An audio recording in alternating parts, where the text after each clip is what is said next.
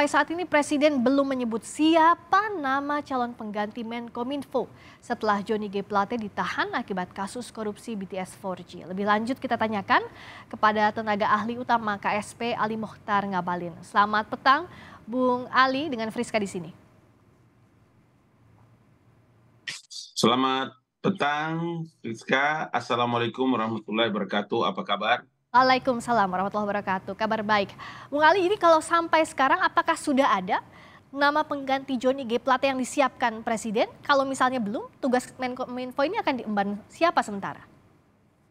Ya, memang dalam waktu dekat ini, kemarin sebetulnya setelah Bapak Presiden habis kunjungan kerja, memang kita harapkan, saya telah menyampaikan ke beberapa teman media bahwa kemungkinan akan segera Presiden umumkan, karena dari kebiasaan Presiden tidak akan membiarkan ini lama.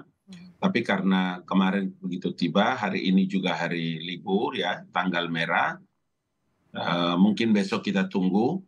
Dan pagi-pagi kami sudah ada di kantor staf Presiden dan di Istana Negara.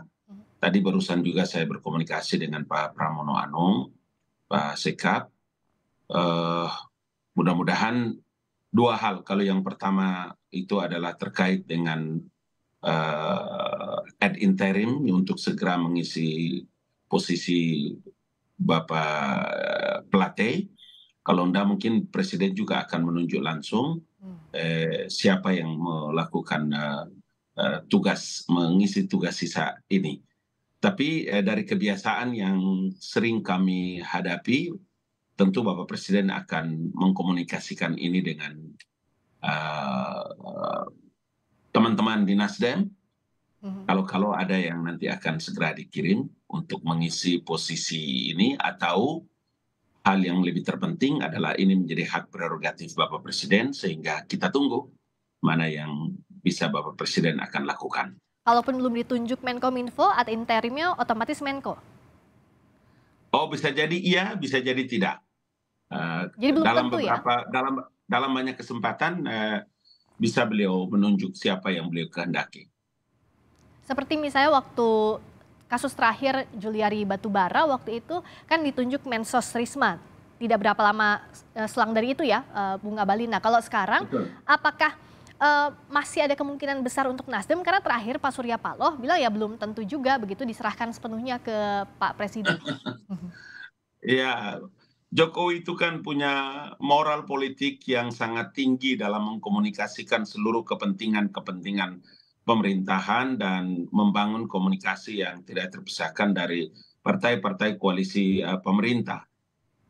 Apapun alasannya, sampai sekarang Nasdem kan masih tetap menjadi partai koalisi pemerintah.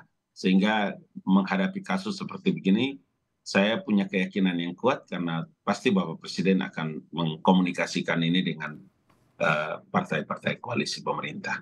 Sudah ada komunikasi setelah penetapan Pak Johnny Plate, setelah ditahannya Pak Johnny Plate dengan Nasdem, baik itu dari Pak Presiden langsung atau dari Istana mewakili Pak Jokowi? Sampai sekarang kami belum mendapatkan informasi itu.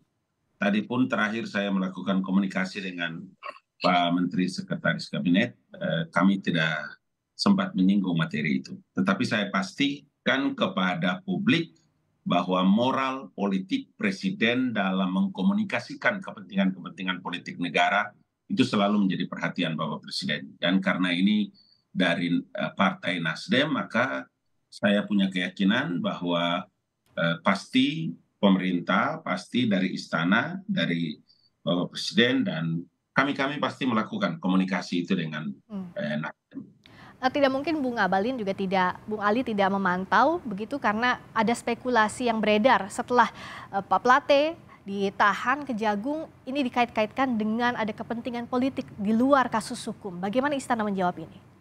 Iya, jadi kalau ini di beberapa teman saya sudah sampaikan, kasus ini adalah kasus murni, kasus hukum yang menjadi bagian yang tidak terpisahkan dari tugas dan tanggung jawab Pak Johnny Plate sebagai Menteri Komunikasi dan Informatika.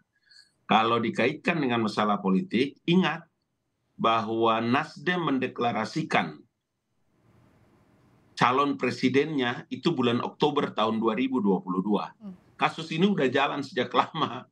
Dia berdiri murni, kasus betul-betul Kejaksaan Agung melakukan tindakan profesionalisme untuk dan atas nama negara dalam tugas-tugas penegakan hukum.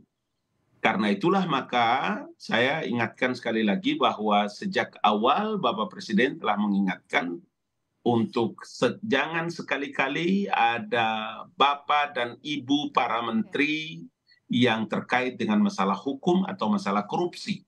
Karena pasti Presiden tidak akan mungkin mengintervensi dan tidak pernah akan bisa mendapatkan pengampunan.